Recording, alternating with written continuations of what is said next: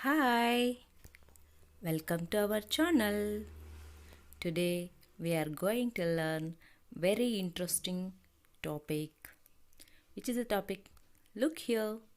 What is this? Where we find? Yes. Then what the children do? In this all things where we find? Yes, in science lab. Now we are going to learn a wonderful topic about science. Children, when you think what is science? Are you know what is science? No. Science is a process of thinking. Science is an organized study of knowledge which is based on experimentation. And then science is a tool for searching truths of nature.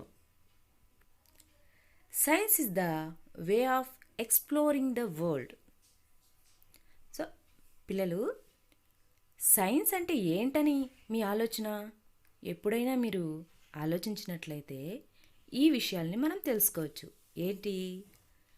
Science అనేది ఒక పద్ధతి ప్రకారం జరిగేటువంటి ఆలోచన. అదేవిధంగా మన నాలెడ్జ్ని పెంచేటువంటి ఒక మార్గం. మన చుట్టూ ఉన్నటువంటి నిజాల్ని తెలుసుకోవడానికి ఉపయోగపడే ఒక వస్తువు. ఇది ఒక దారి. మన చుట్టూ ఉన్న మన ప్రపంచాన్ని గురించి తెలుసుకోవడానికి ఇది ఒక దారి. ఎలా ఇది? ఇవన్నీ నిజమేనా? చూద్దామా? ఇంకొక విషయం, ఎప్పుడైతే సైన్స్ నాలెడ్జ్ని మనం పెంచుకోవాలనుకుంటామో మనకి ప్రశ్నించే తత్వం అలవడుతుంది. Questioning is the primary fundamental step of scientific thinking అని మన పెద్దలు చెప్తూ ఉంటారు. ఓకే, ఏంటి ఈ సైన్స్ ఏంటి, ఈ కథా కమామిష్ ఏంటి, మనం ఇవాళ తెలుసుకుందామా? Okay, let us start. Science ఈ పదం ఎక్కడి నుంచి వచ్చింది? సైన్షియా అనే లాటిన్ పదం నుంచి వచ్చింది. దీని అర్థం నాలెడ్జ్. సైన్స్ అనేది ఒక వండర్ఫుల్ థింగ్. దీనికి ఎలా చెప్పాలి, దీని యొక్క క్వాలిఫికేషన్స్ ఏంటి అని చెప్తూ పోతే చాలా ఉన్నాయి. It is a process.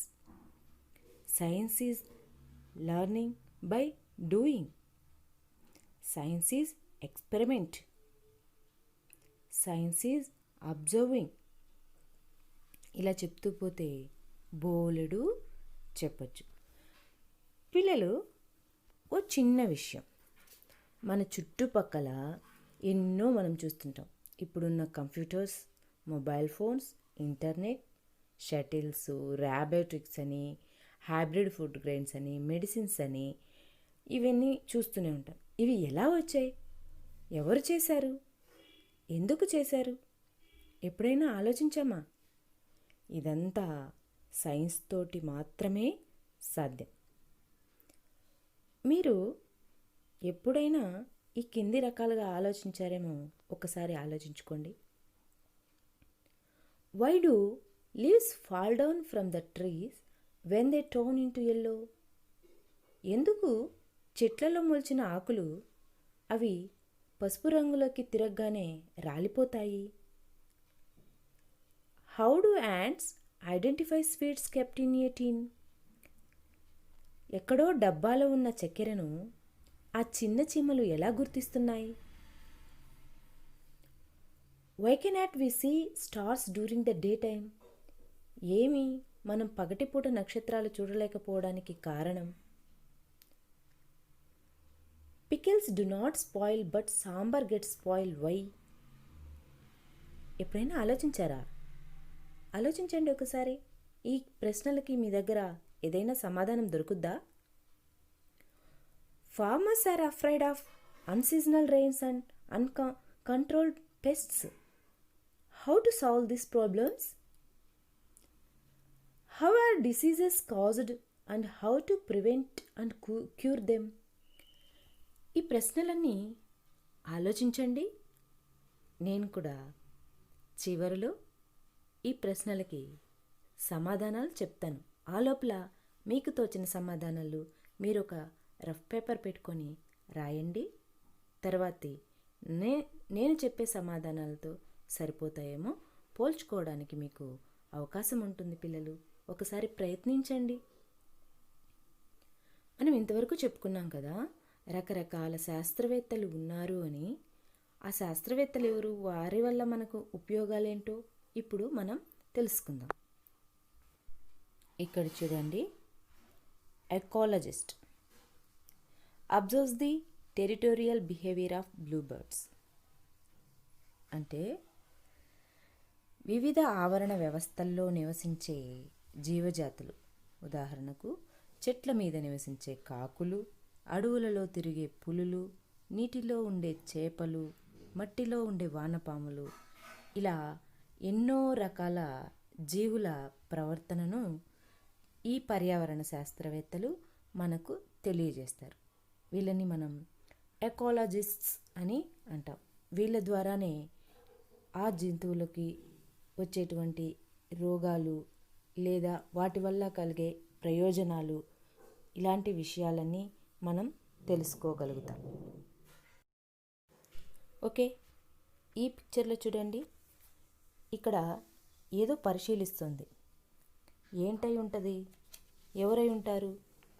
ఆలోచించారా? ఎస్, ఈమె geologist. Geologists studies the distribution of fossil and minerals in the earth crust. వీళ్ళని భూగర్భ శాస్త్రవేత్తలు అంటారు. ఈ శాస్త్రాన్ని భూగర్భ శాస్త్రం అని, ఇంగ్లీష్లో అయితే జియాలజీ అని అంటారు. వీళ్ళు భూమి పొరల నుండి బయటపడే శిలాజాలు, ఖనిజాల గురించి తెలుసుకునేదానికి ప్రయత్నిస్తుంటారు. వీళ్ళిద్దరు కూడా, ఎకాలజిస్ట్స్, జియాలజిస్ట్స్ ఇద్దరు కూడా ప్రకృతిలో దాగి ఉన్న విషయాలను గురించి పరిశీలనలు చేసి అనేక కొత్త కొత్త విషయాలు కనుక్కొని మనల్ని ఆశ్చర్యపరుస్తూ ఉంటారు. ఆస్ట్రోఫిజిస్ట్ అన్నమాట. వీళ్ళు ఏం చేస్తారు? ఆకాశంలో మెలమెల మెరిసే నక్షత్రాలు, గ్రహాలు, గెలాక్సీల ఛాయాచిత్రాలను తీసి పరిశీలించే ఖగోళ శాస్త్రవేత్తలు అన్నమాట. నాసా మీకు తెలిసే ఉంటుంది. ఈ నాసా అనేది ఎప్పుడూ కూడా మన ఖగోళంలో జరిగేటువంటి మార్పులను, అందులో ఉన్న విషయాంశాలను తెలుసుకోవడానికి ప్రయోగాలు చేస్తూనే ఉంటుంది.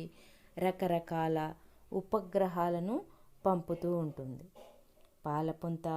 పాలపుంతలోని గ్రహాలు, వాటి పరిణామ క్రమాలు, అందులో ఉన్నటువంటి పదార్థాలు, వాటి విశ్లేషణల గురించి ఎంతో దూరంలో ఉన్నప్పటికీ కూడా నిరంతర ప్రయోగాలు జరుపుతూనే ఉంటుంది.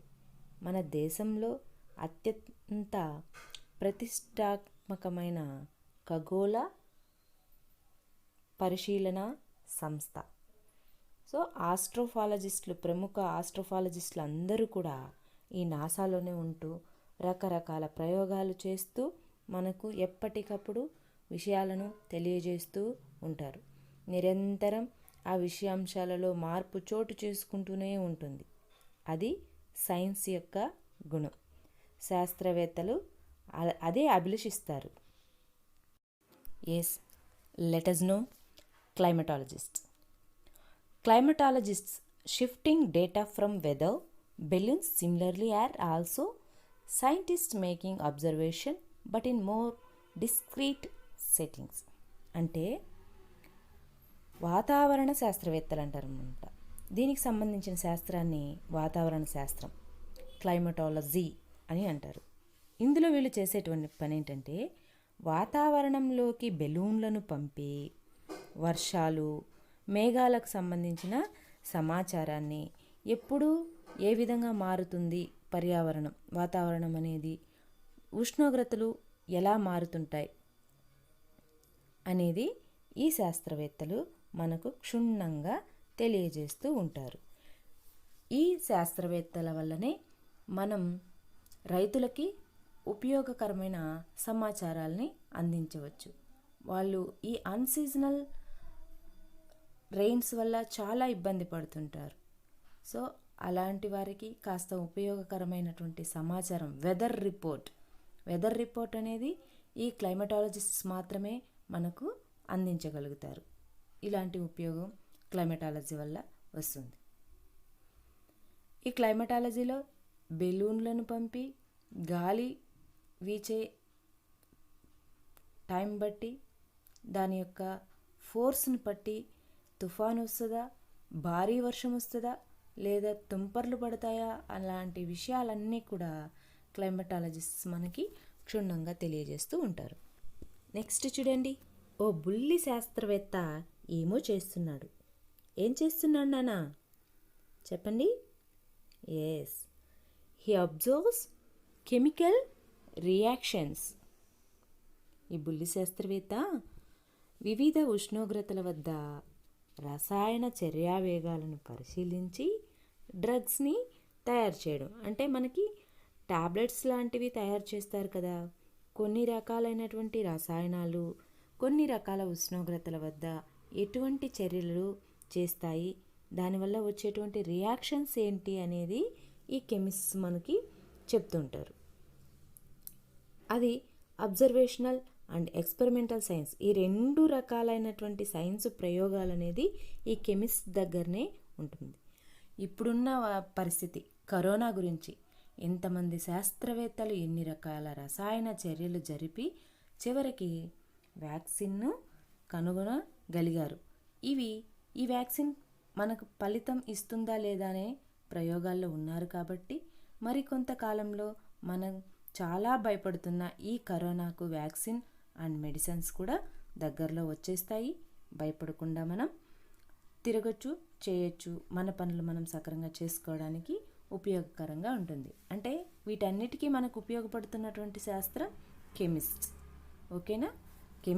కెమికల్ రియాక్షన్స్ వల్ల ఇవి సాధ్యం అవుతాయి. పిల్లలు, పాఠ్యాంశం మొదట్లో కొన్ని ప్రశ్నలు అడిగాను కదా, వాటికి సమాధానాలు ఆలోచించారా? నేను ఇప్పుడు సమాధానాలు చెప్తాను, వాటిని మీ సమాధానాలతో సరిచూసుకోండి. Why do leaves fall down from the trees when they turn into yellow? That leaves fall off trees when they aren't doing their job anymore. చూసారా, ఎప్పుడు పడిపోతాయంటే ఆకులు వాటి పనిని అవి నిర్వర్తించలేనప్పుడు ఎల్లోగా తిరిగి రాలిపోతాయట. ఆకుల పని ఏంటి?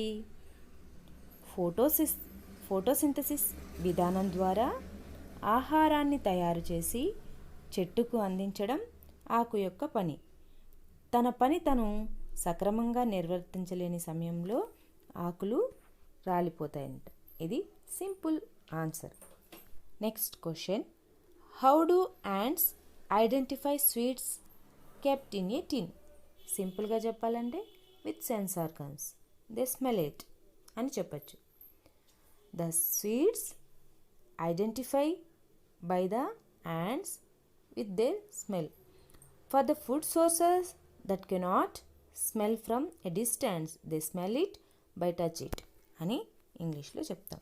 అంటే చీమలు ఆహారాన్ని వాసన ద్వారా కానీ లేదా తాకడం ద్వారా కానీ ఐడెంటిఫై చేస్తాయట.